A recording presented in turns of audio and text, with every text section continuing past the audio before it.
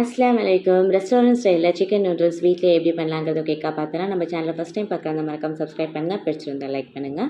நான் double dragon egg noodles தான் எடுத்திருக்கேன். இதனால் கொதிக்கிற தண்ணியில் உப்பு எண்ணெய் சேர்த்து முக்காப்பதம் வேகிற வரைக்கும் வச்சுட்டு அதுக்கப்புறம் நல்லா ஸ்ட்ரெயின் பண்ணி எடுத்துக்கலாம்.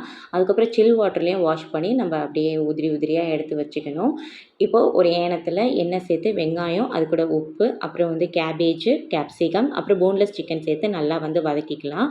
அப்புறம் 2 டேபிள் ஸ்பூன் அளவுக்கு இஞ்சி பூண்டு பேஸ்ட்டு, ஒரு தக்காளி, 1 டேபிள் ஸ்பூன் அளவு கறி மசாலா சேர்த்து பாதி நூடுல்ஸ் போட்டு அது மேலே 1 டேபிள் ஸ்பூன் அளவுக்கு எண்ணெய் விட்டு மிளகுத்தூள், சில்லி பேஸ்ட்டு, அப்புறம் சோயா சாஸு சேர்த்து மிச்சம் இருக்கிற நூடுல்ஸையும் சேர்த்து நல்லா கிளறி விட்டுக்கலாம்.